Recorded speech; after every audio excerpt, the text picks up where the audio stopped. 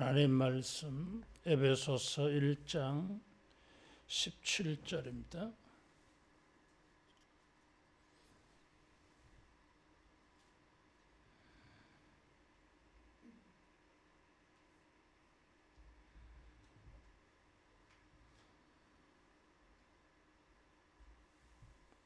한 목소리로 봉독하겠습니다. 우리 주 예수 그리스도의 하나님 영광의 아버지께서 지혜와 계시의 영을 너희에게 주사 하나님을 알게 하시고.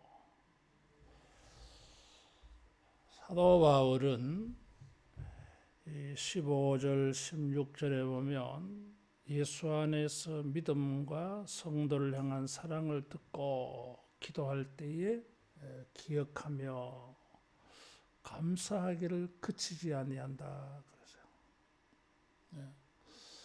성도에게 믿음, 소망, 사랑 이 세 가지가 항상 있어야 된다 해서요.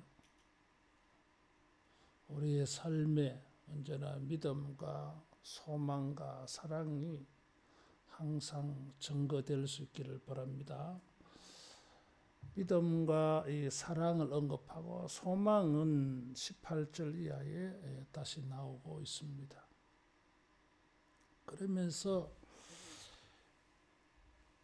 그들을 위하여 그치지 않고 계속 기도하고 또 계속 감사한다 했습니다. 그러면서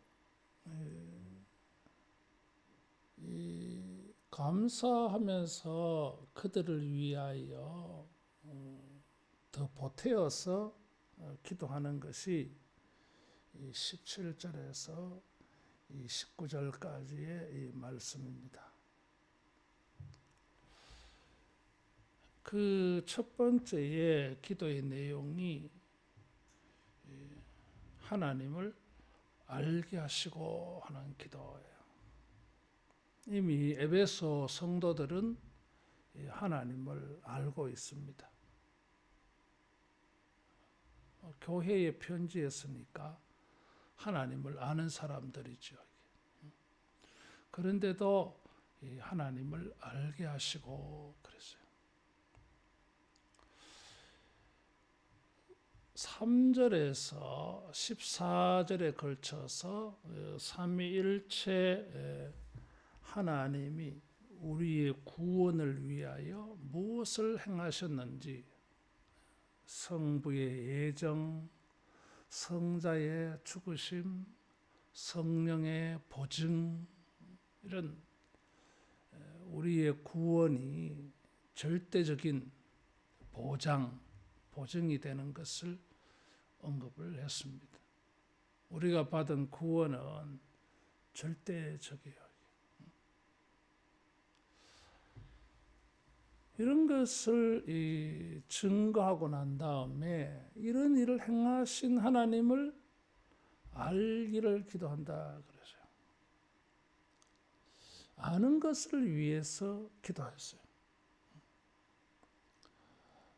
사도 바울이 생각할 때에 에베소 성도들이 가지고 있는 영적 지식, 그것은 충분하지 않다 이런 것입니다. 또 여기 이 지혜, 계시 이런 언급도 있고요.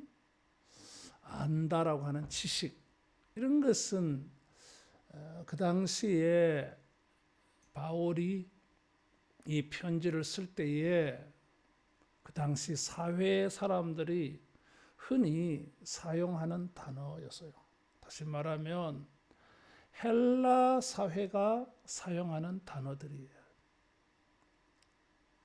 사도 바울이 이런 말에 익숙해진 사람들에게 헬라적인 개념으로 사용한 게 아니라 구약 성경이 가지고 있는 그런 의미로 이런 것을 사용하고 있습니다. 서로 잘 아는 단어를 사용해서 쉽게 들리게 하고 그러면서 다른 의미를 가르쳐 주는 거죠. 이렇게 해서 하나님에 대하여서 깊은 지식을 가지게 하고 싶었어요. 그래서 이 3장 4장의 사도 바울은 그리스도를 더 많이 온전히 알아가야 된다고 말하면서 어린아이가 되지 아니하고 이렇게 표현을 했어요. 우리는 평생 예수님을 믿으면서 성경을 읽고 설교를 듣고 성경 공부를 하면서 이 영적 지식을 가져가고 있습니다. 그러나 그것이 계속 발전되어져야 돼요. 우리 목사들은 평생 성경을 연구하잖아요. 근데 하면 할수록 내가 성경에 대해서 이렇게 무식하구나. 알아가면 알아갈수록 더 깊이 있게 깨달아지는 게 많으니까 하나님의 말씀에 대해서 내가 아는 것이 무엇인가 그런 생각이 항상 떠나지 않아요. 그래서 이 책은 하나님의 말씀이다. 하나님의 말씀이 맞다. 내 마음에서 그런 고백이 나와. 사람이 자기 머리로 기록한 것이면은 이렇게 40년 동안 성경을 공부를 하는데도 이렇게 새로울까? 똑같은 본문을 가지고 설교를 해도 할 때마다 뭔가 다르잖아요. 이럴 수가 없거든. 그래서 이 하나님의 말씀은 측량할 수가 없어요. 마찬가지로 하나님에 대해서 우리가 아는 것도 측량할 수가 없습니다. 그래서 우리가 전생애를 다해서 주님의 말씀을 알아가려 하고 있고 하나님을 알아가려고 해야 됩니다. 안다고 하는 것은 지식적인 정보를 얻는 차원이 아니에요. 이 안다는 것을 통해서 경험을 하게 되어지는 것입니다. 우리가 지식적으로 듣고 배우고 아는 것은 그 자체로 머무르지 않고 두 가지 이 방향으로 온전해져요. 하나는 아는 것을 경험하는 것입니다. 우리가 알고 있는 말씀을 체험을 해서 온전하게 되어져요. 그 경험도 레벨이 다르잖아요. 수준이 다르잖아요. 예를 들면 서로 사랑하라 이런 말씀을 우리가 실천하는 것도 수준이 달라져요. 사랑이 어떤 것인지 경험해가면 갈수록 깊이가 더해지잖아요. 그래서 참 이게 바울이 에베소 교회에 말한 것처럼 그 사랑의 깊이와 높이와 넓이와 길이를 측량할 수 없다. 그래서 아는 것이 경험되어지는 것입니다. 그래서 우리가 하나님을 알자 이렇게 말하는 것. 또 다른 하나는 이 아는 것이 경험되어진다고 하는 것은 도덕적으로, 윤리적으로, 사회적으로 적용, 실천이 되어져요. 실천이 없는, 행함이 없는 지식은 죽은 지식입니다. 아무리 깊은 지식을 가지고 있다 할지라도 그것이 실천되지 아니하고 사용되지 아니하면 그 지식은 죽은 것입니다. 여러분, 우리가 그걸 알아야 돼요. 우리가 하나님에 대해서 알아감을 통해서 거기서 깨달은 것이 사람들에게 또 하나님을 순종하고 하나님을 예배하는 일에 사용되어져야 돼요. 배우기는, 듣기는 이렇게 배웠는데 그것을 하나도 생활에 사용하지 아니하면 그것은 아는 것이라고 할 수가 없어요. 에베소 교회는 이미 하나님을 알고 있습니다. 근데 사도 바울은 그 하나님을 더 많이, 더 깊이, 더 풍성하게 체험하기를 원했어요. 그리고 생활 속에 모든 것이 반영되기를 원했어요. 신앙생활을 이제 많이 해가면서 우리 마음속에 점점 사모하는 게 있어요. 그것이 무엇입니까? 주님과 함께 하면서 주님을 경험하는 것입니다. 그 연합과 임재를 매일 매순간 모든 경우에 체험하는 것입니다.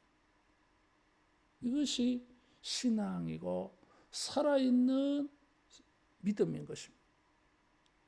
그래서 우리가 열심히 주님을 알아가야 돼요. 바울은 이 아는 것을 에베소 교회에 편지하면서도 말하였고 또 특별히 골로새 교회에 편지하면서도 이 아는 것, 지식이라고 하는 단어를 많이 사용했습니다.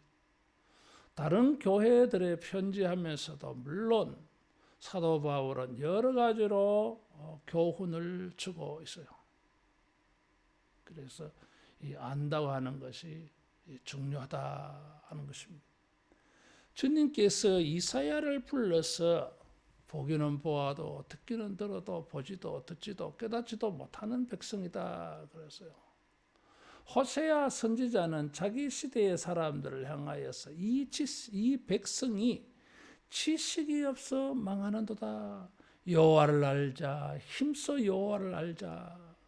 호세아 4장과 6장에 그렇게 말하고 있습니다. 한번 따라하겠습니다. 하나님을 힘써 알자. 하나님을 힘써 알아야 돼요. 교회는 주님을 알아야 가야 됩니다. 주님을 알아가는 이것이 교회에 사라져버리면 그 교회는 문 닫고 맙니다. 심각한 문제인 것이에요. 교회가, 우리 한국 교회가 이 교회라고 하는 단어를 처음에 선교사들을 통해서 받을 때에 여러분 교회라 그러세요. 이 교자가 가르칠 교잖아요. 이게 가르침 있는 모임 이런 거예요. 아마 설교하는 것을 가지고 성경 공부하는 것을 가지고 아마 그렇게 생각했던 것 같아요. 교회에 어떤 일어나는 여러 가지 일들 가운데 중요한 것 가운데 한 가지가 설교입니다. 가르침이 배우는 것입니다. 처음에 내가 와서 이렇게 성경을 강해적으로 설교를 해주니까 어떤 젊은 집사가 목사님 꼭 교회가 학교 같아요. 그때 뭐 우리 성경 공부도 많이 했잖아 이게. 20년 전에.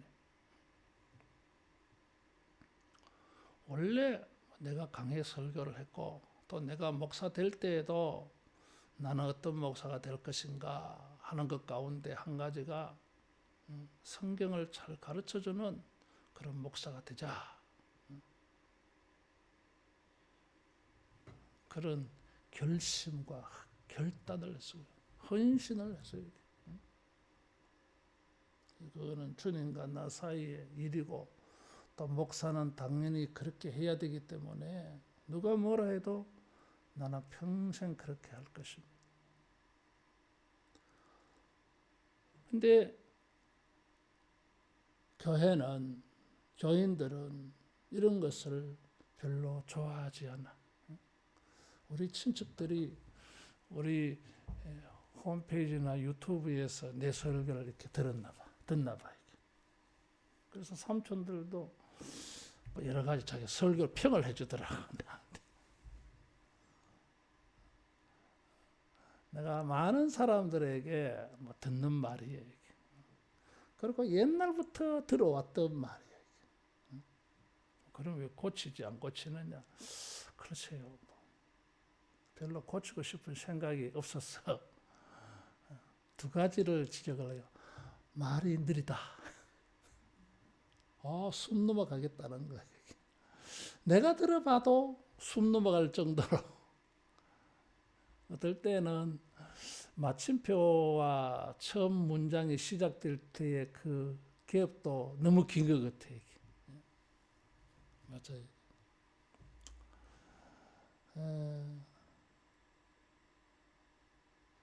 내 자신의 변명은 그대로 원고대로 이렇게 읽고 원고대로 말하고 싶지 않아서 그래요. 이렇게 다 마침표까지 찍어가면서 설교문 내가 평생을 작성을 했어요. 그런데도 원고 이상으로 설교되기를 원해요. 그래서 설교를 하면서 설교를 만들어 깨달아지는 거 그런 게 있잖아요. 그래서 그런 이 생각의 흐름을 내가 놓치고 싶지 않아요. 그래서 계속 그렇다고 막 생각에 빠져들어가는 건 아니고 그런 생각의 흐름에 내가 집중하려고 하다 보니까 말이 좀 느리더라 이거지. 두 번째로 설교가 재미가 없다. 나는 다르게 생각해. 설교의 재미는 유머하냐?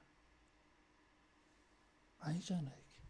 말씀이 재미가 있어야 되고 말씀이 맛이 있어야 되지. 나는 그런 사고에 사로잡혔어요. 그렇다고 유머와 서는 걸 잘못됐다고 말하지 않아. 내가 외부적으로 가서 설교할 때는 유머도 한 가지 일부러 막 찾아가지고 해요. 교회에서 좀 그래 하시지. 시간이 없어요. 그래서 잘 못해요. 근데 그런 유머가 설교에 굉장히 좋은 창이 되고 긴장감도 풀어주고 잠도 깨워주고 여러 가지 좋은 점 많죠. 어쨌든 그래도 짧은 시간 속에 성경을 좀 이렇게 해석해 주는 것이 내가 소원한 것이고 내 역할이다. 요즘은 이제 이런 아날로그 방식의 스피치, 말로 하는 것보다 영상 자료를 또 많이 띄워주어서 설교를 보완하고 보강하는 이런 것도 합니다. 어떤 목사님들은 나한테 강력하게 제안을 해요. 그런 것 좀 하라고. 하면 좋지. 하고 싶다. 그러면서 내 핑계가 시간이 없어. 그런 말을 합니다.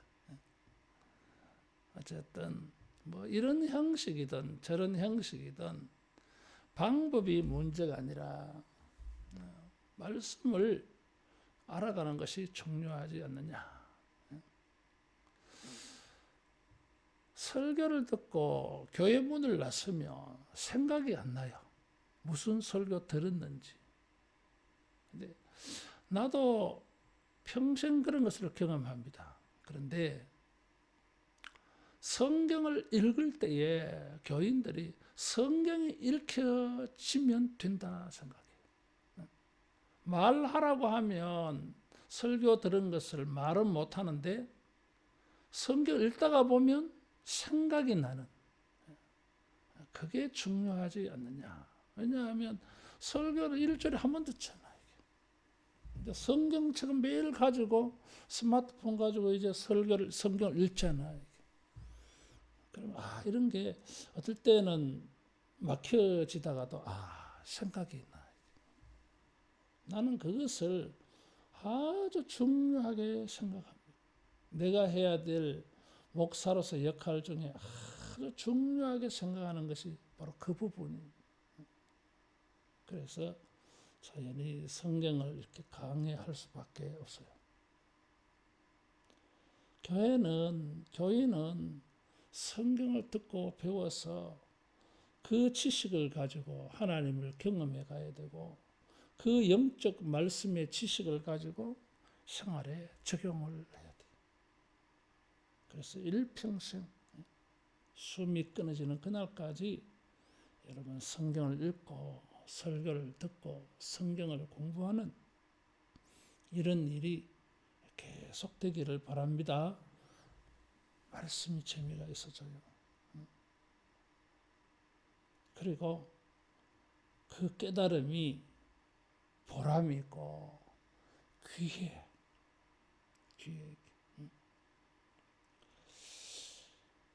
어떤 목사님이 나는 원래 뭐 했는지 모르겠다. 생각나는 거는 병원에 가는 것밖에 생각이 안 난다. 그 말을 들으면서 다른 사람도 다 똑같아. 내가 그렇게 대꾸하면서 나는 그때 무슨 생각이 드느냐 하면 그래. 나는 내 혼자 그런 생각이 들더라고요. 나는 설교 준비 열심히 했잖아. 감사하다. 요즘 뭐 어디를 가든지 내 손에서 이 태블릿이 떠나지 않습니다. 항상 직접 운전하는 것도 이제는 싫고 버스 타고 지하철 타고 이러면은 한 문장이라도 내가 더 볼 수 있고 생각할 수 있어서 좋아요. 이렇게 깨달아진 것이 이렇게 다 기억은 안 나도 내 영혼에 저장돼 있을 거 아니야 이게. 그래서 자기 만족도가 있어요. 그러면서 이런 내가 말한 하나님을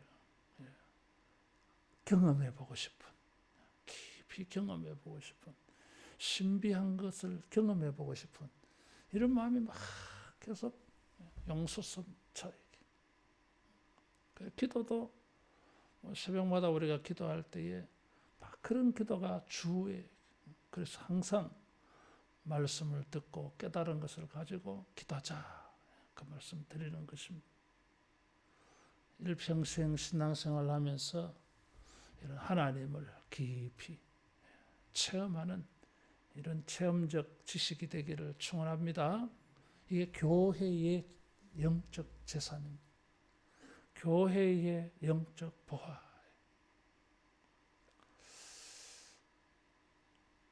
어떤 모교의 장로님이 이제 장례를 치르고 그 교회 부활의 동산에 계셨던 우리 어머니를 이렇게 이장을 하고 감사해서 감사헌금을 하겠다고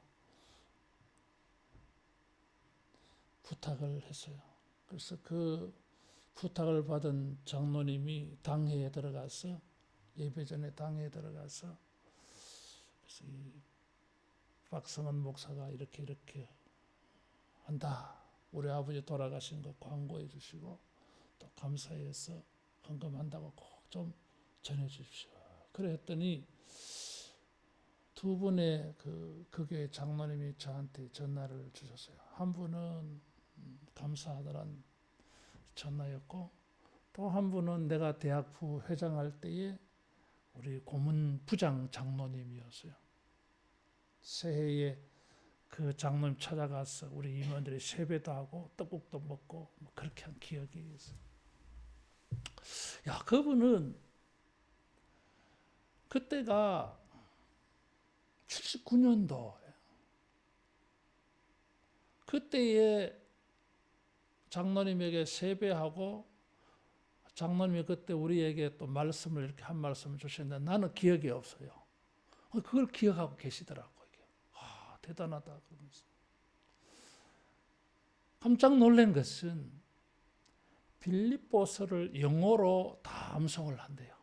물론 한글로도 다 암송을 하고 베드로 전서도 다 암송을 하고 마태복음 5장, 6장, 7장도 영어로 암송을 한다 하더라고.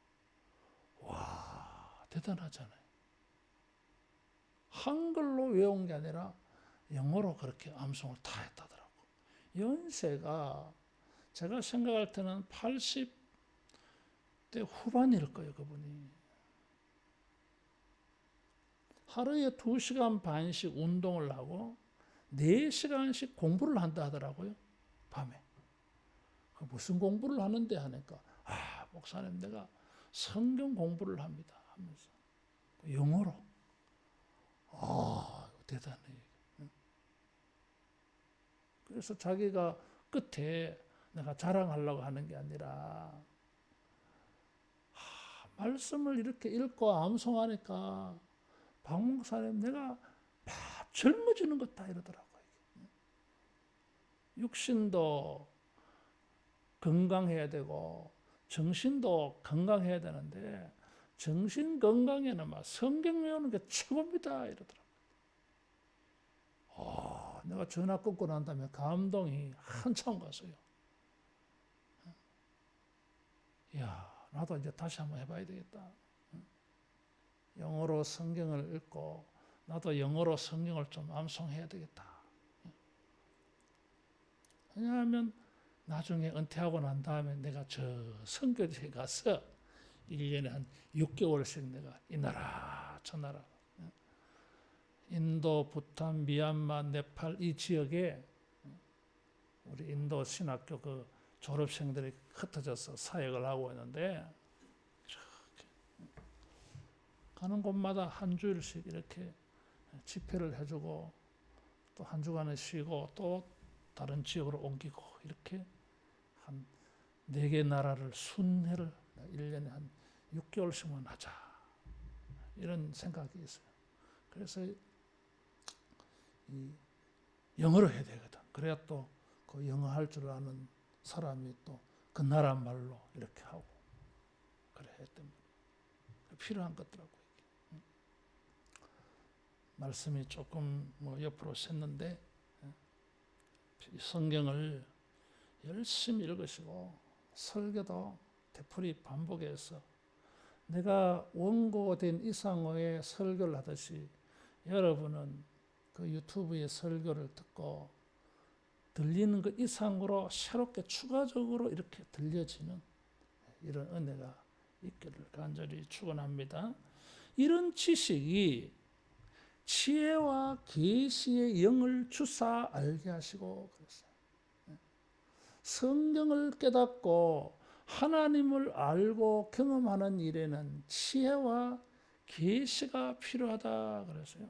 여기 지혜와 계시의 영이라고 하는 단어를 쓰는데 이것은 인간의 영을 말하느냐, 인간의 정신을 말하느냐, 혹은 성령을 말하느냐 논란이 많은데 대체로 성령으로 해석이 압축되어지고 있어요. 지혜는 지식이 사용되어지는 것을 말해요. 그때 총명을 말합니다. 이게 계시라고 하는 것은 하나님이 이렇게 성령으로 말미암아 성경을 하나님을 알 수 있도록 이렇게 밝혀주는 것을 말해요. 그래서 성령의 조명을 여기에 계시로 쓴 것 아니냐. 성령님은 요한복음 14장, 15장, 16장에 예수님께서 성령에 대해 말씀하시면서 우리를 깨닫게 해주시는 영이라 그랬어요. 성령은 우리에게 예수님을 가르쳐 주시는 영이라 그랬어요. 그러니까 하나님을 알고 성경을 알아가는 것은 인간의 해, 두뇌만으로는 되지 않아요. 초등학교를 나와도 성경이 잘 이렇게 깨달은 분이 있는가 하면 대학을 나와도 성경이 잘 몰라지는 경우도 많아요. 왜냐하면 이것은 살아있는 하나님의 말씀이기 때문에 성령의 깨닫게 하심, 성령께서 우리 영을 환히 열어주시고 성경을 환히 열어주시는 게 있어야 돼요. 이것을 성령의 조명, 비춰준다 하는 것입니다. 성령이 아니고서는 아무도 예수님을 주로 말 못한다 그러죠. 고린도전서 12장 3절에 성경은 성령의 깨닫게 하심이 필요해요. 우리가 성경 해석의 이론들이 있는데 제일 마지막 해석은 원리는 이 성령의 해석이라고 가르쳐주고 있어요. 그래서 그것을 따라가겠습니다. 신비적 해석, 신비적 해석이라고 표현을 해요. 뭐 신비적 해석이라고 하는 것은 오해의 소지가 있을 수 있어요. 그것은 바로 성령의 깨닫게 하심을 말해요. 아버지가 살아 있으면서 성경을 열심히 읽었어요. 그래서 보면은 일독이 끝날 때마다 연도를 성경책의 앞페이지에 다 적어놨어요. 쭉 적어놨어요. 한 번은 가니까 나보고 박 목사 이래 봐라. 이건 무슨 뜻이고 문을 내가 깜짝 놀랐어요. 신학을 한 사람들은 그런 질문을 할 수가 있어. 신학을 한 사람들은 그런 지식을 가질 수가 있어요. 왜냐하면 학교에서 그런 이론을 배우기 때문에. 근데 일제시대 때 소학교를 나온 분이 그게 학력의 전부인데 성경을 읽으면서 질문을 그걸 하더라고요. 내가 깜짝 놀랐어요. 그리고 자기가 또 깨달은 걸 한마디 하는데 그것도 똑같았어요. 야, 이건 신학적인 이 베이스가 있어야, 기초가 있어야 이건 이렇게 설명을 할 수 있는데 진짜 내 놀랐어요. 그래서 성경을 많이 읽고 많이 듣다가 보면 성령이 깨닫게 하셔서 학문적으로 연구를 해서 알 수 있는 그런 것도 탁 깨달아요. 그래서 어떤 목사님은 농담 삼아 자기는 막 직접 계시를 받는다 그러더라고요. 그런 거예요. 탁 깨달아지는 거. 추석책을 보고 열심히 연구하고 어떨 때는 해결이 되지 못한 상태에서 설교를 해요. 무슨 뜻인지 내가 깨달아지지 않았어. 근데 나는 믿음으로 그냥 아는 것처럼 설명을 해버려. 던져. 뭐 지금 내가 답을 말해야 돼. 답이 없어요. 근데 자, 이게 무엇이겠습니까? 응? 이렇게 질문해놓고 내가 답을 내놔야 돼. 답이 없어. 그럴 때 시간이 길어가. 그런데 내가 많이 경험하는데 그럴 때마다 주님이 답을 주시더라 이거지. 예수님께서 제자들을 전도로 보내실 때에 무엇을 말할까 염려하지 말라. 성령님께서 말할 것을 너희 입에 담아 주신다 그랬어요. 따라하겠습니다. 성령께서 깨닫게 하신다. 성령께서 깨닫게 하십니다. 진짜 그런 경우가 많아요. 조금 불안한 마음이 있잖아요. 이게 무슨 뜻일까요? 이렇게 해놓고는 내가 답을 줘야 되는데 나도 몰라. 뭐 떠돌아다니는 답은 내가 몇 가지 아는데요. 뭐 추석책을 통해서 공부를 했으니까 아는데 뭐 별로 와닿지 않아. 그런데 뭐 그렇게 말하다가 보면 좀 이렇게 뭐 생각하는 시간을 가지면서 계속 그 질문을 끌고 가다가 보면 깨달아져요. 그런 날은 보물을 얻은 기분이야.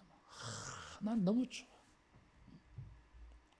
교인들이 막 은혜를 받겠지. 나는 개인적으로 그걸 깨달아서 막 좋아. 남들은 막 그날 설교를 죽었다 해도 나는 아니야. 오늘 성공이야. 귀한 것을 깨달았기 때문에 나는 막 너무너무 좋아요. 내가 중요하게 생각하는 설교는 그런 것 하나 있어요. 너무 좋아. 이게 이렇게 해석이 되어지네. 누가 깨닫게 하십니까? 성령이 그렇게 깨닫게 해줄 줄로 믿습니다. 그래서 믿음의 마음을 가지고 성령님이여 내 눈을 열어서 주의 법에 귀한 것을 보게 하시고 하나님을 알게 해 주십시오. 이게 먹으로 인쇄되어져 있는 책이지만 우리는 이런 것을 통해서 성령의 조명을 받아가지고 예수님을 인격적으로 경험하는 것입니다. 여러분 이게 생명이고 이게 진짜예요. 그냥 이런 책으로 우리가 이렇게 배우는 게 아니에요. 이 책을 가지고 영적으로 하나님과 예수님과 영적 교통이 이루어지고 영적 경험이 이루어져야 돼요. 얼굴과 얼굴을 맞대고 이렇게 보는 것처럼 이렇게 느껴져야 돼요. 그냥 책으로 이렇게 느껴지면 그 죽은 지식이에요. 우리가 그런 걸 하려고 하는 게 아니야. 그거 해서 뭐 하려고 신학교 가려고 그것도 아닌데 한 말씀 한 말씀 조사 하나라도 깨달아지고 그것을 통해서 주님과 영적 교통이 이루어지고 이게 진짜입니다. 그래서 지혜와 계시의 영을 주고 그랬어요. 성경을 읽고 설교를 들을 때에 이게 주님을 인격적으로 듣는 모세가 시내산에서 하나님의 음성을 듣는 것처럼 들을 수 있기를 바랍니다. 이게 진짜예요. 그래서 성경 읽을 때 설교 들을 때 주님에 대한 경외감이 커지는 것입니다. 우리가 그런 것을 은혜 받았다고 말해요. 그런 것을 가지고 은혜 받았다 그래요. 주님을 그렇게 체험하고 주님을 이렇게 교통해야 된다. 그래야 보기는 보아도 듣기는 들어도 깨닫지 못하는 사람이 되지 않습니다. 그렇지 아니하면 진짜를 실체를 체험하지 못한 게 되고 말아요. 사도 바울은 하나님을 성령과 지혜와 계시의 영을 통해서 안다고 하면서 알아야 될 하나님을 이 3절에서 13절에 언급을 했어요. 또 2장에, 3장에, 4장에, 5장에 앞으로 사도 바울이 주실 말씀들도 알아가야 돼. 그 모든 것을 통해서 하나님을 알아가요.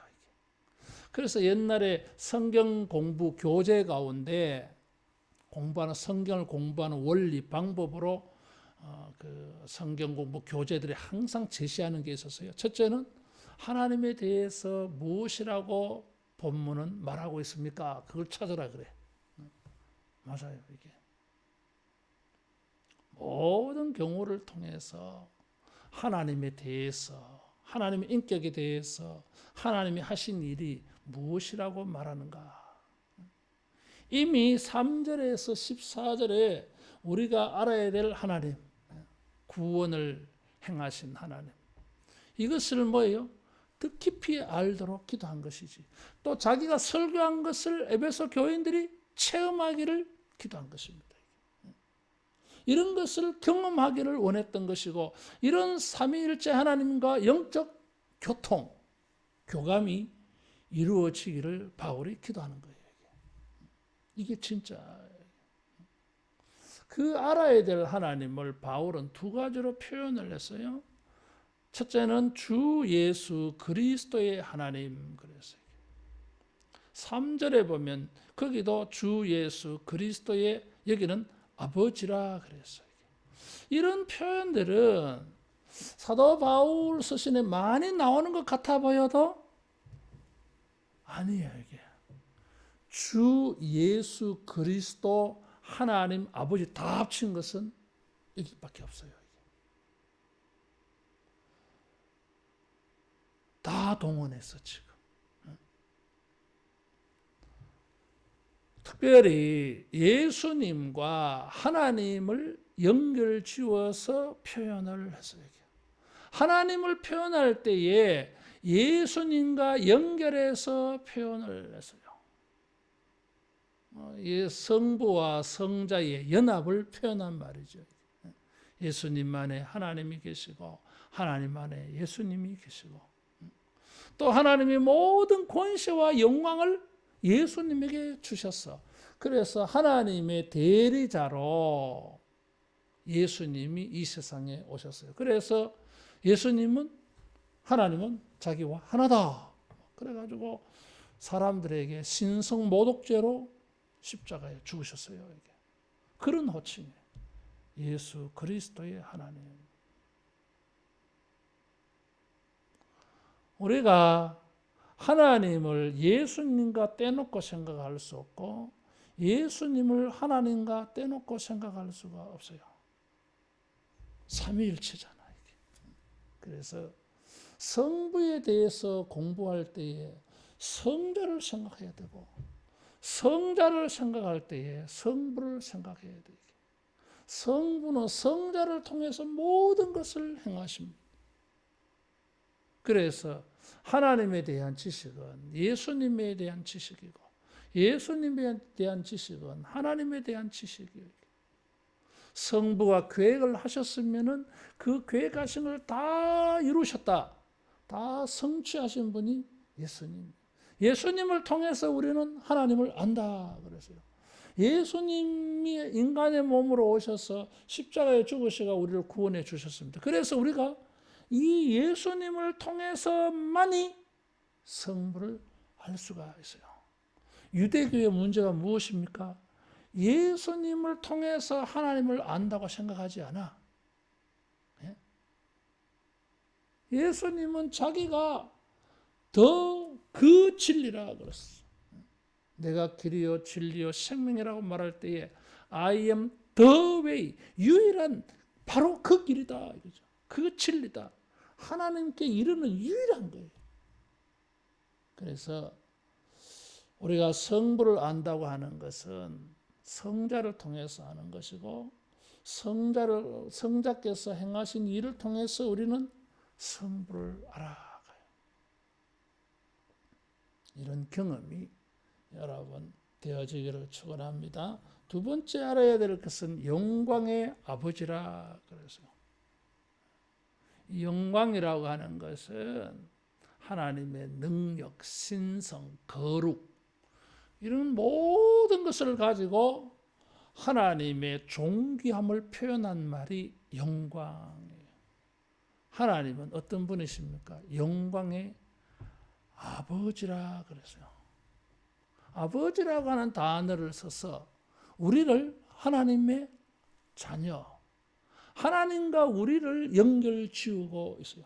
주 예수 그리스도의 하나님, 3절은 주 예수 그리스도의 아버지라고 표현했는데, 이 표현이 예수님과 하나님을 연결시키는 표현이라면, 영광의 아버지는 우리와 하나님을 연결시키는 표현이에요. 하나님은 우리에게 아버지가 되신다 그래서요. 우리는 하나님의 자녀예요. 그러면 영광의 아버지의 자녀는 어때요? 영광의 자녀입니다. 그래서 에베소 교회는 이 영광의 자녀들이 모여있는 이 교회를 영광스럽게 여겨요. 그래서 에베소서에 굳이 제목을 붙인다면 영광스러운 교회입니다.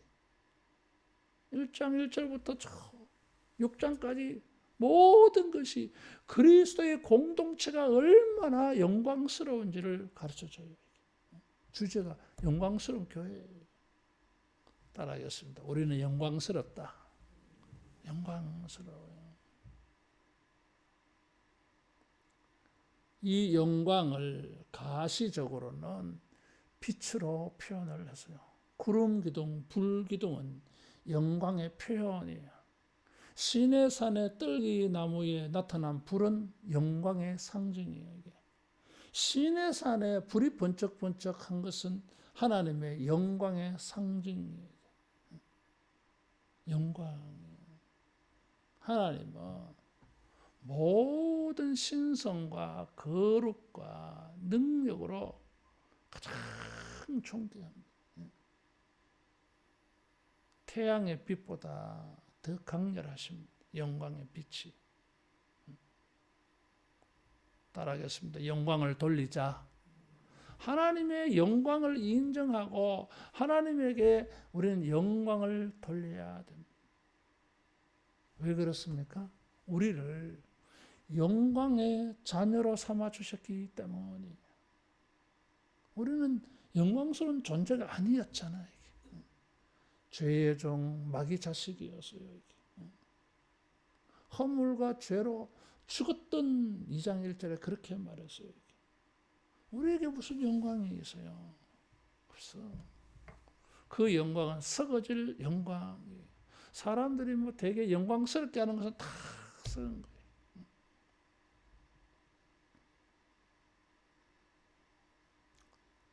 이 장을 할 때 보니까 다 썩고 해골 뼈만 남았더라고요. 이 장 하는 분들이 잘 이렇게 보존되어졌다고 사진을 보내왔더라고요. 우리 어머니가 살아계실 때에 홀치기, 일본의 기모노 옷을 만드는 그 그게 물감 들이기 위해서 조치하는 게 있어요. 옛날에 홀치기라는 거 있었어요. 아실런지 모르겠는데. 중간 유통을 했어요. 그래서 그 비단 천이 있었어, 우리 집에. 아버지도 이번에 수의를 만드는데 가만히 보니까 우리 아버지가 다 준비해 놨더라고. 아마 어머니 돌아가실 때 준비해 놓은 것 같아, 이게. 그리고 거기에 유언도 적어 놨더라고. 여기에 있는 물품을 하나도 버리지 말고 꼭 이 옷으로 염습을 해달라. 고인이 꼭 부탁합니다. 이렇게 써놨더라고. 근데 내가 많이 보니까 비단이 비단. 우리 어머니가 그때 사용했던 비단이. 어머니도 그때 그렇게 옷을 준비해 놨었거든. 비단이 진짜 그 좋은 비단이에요. 실크. 근데 그것도 다 썩잖아요. 땅의 영광은 썩습니다, 여러분. 영원하지 않아. 어떤 것도. 그런데 성도에게, 믿는 자에게 하나님이 영광을 주셔요. 그 영광은 하늘의 영광이고 성부의 영광이에요. 여러분, 이 단어는 굉장히 파격적인 말이에요. 이 당시 에베소 교회, 에베소 지역에 이단들이 있었어요. 이단들은 자기들만 하나님의 이 영광이 자기들에게 온다 그랬어요. 아주 소수들, 아주 영적으로 뛰어난 사람들. 그런 사람들이 있었어요. 그래서 사도 바울은 아니다. 우리 하나님이 영광의 아버지이시고 믿는 자는 모든 사람들에게 하나님께서 자기의 영광을 우리에게 주신다. 그래서 영광의 아버지라고 표현한 것입니다. 따라하겠습니다. 영광이 있다. 영광이 있습니다. 모세가 40일 동안 시내산에 있을 때에 하나님의 영광이 그 얼굴에 비춰졌어요. 그래서 산 위에서 내려오니까 광채가 나서 사람들이 볼 수가 없었어요. 그래서 면박을 했다 그랬어요. 고린도후서 3장에 사도 바울은 전도자의 자기의 직분이 얼마나 영광스러운지를 말하면서 고린도후서 3장 16절에 주의 영으로 말미암아 우리가 영광에서 영광으로 화하나니 그랬어요. 지혜와 계시의 영을 통해서 우리가 영광에서 영광으로, 저 앞에 영광은 무엇이고 뒤에 영광은 무엇이겠어요? 하늘의 영광, 하나님의 영광에서 영광으로, 처음과 끝이 주님의 영광이야. 따라하겠습니다. 영광스럽다. 우리 자부심 가져야 돼요. 세상적으로는 우리가 영광스럽지 않게 보일지 모르지만 지혜와 계시의 영으로 말미암아 하나님을 알게 되고 믿게 되고 하나님을 더 배워가고 하나님을 순종해 감으로 말미암아 우리가 영광으로 화할 것이다. 그래서 부르신 일을 어렵다 하시고 어렵다 하신 일을 영화롭게 하셨나니 그랬어요. 그래서 우리는 이제 이 영광스러움을 가지고 살아야 되고 이 영광스러움을 나타내야 돼. 어떻게? 하나님과 교통하고 하나님을 알아가고 하나님에 대한 지식을 가지고 실천하고 사용해서 우리에게서 영광이 나타납니다. 우리에게서 하나님의 이 영광이 나타나요.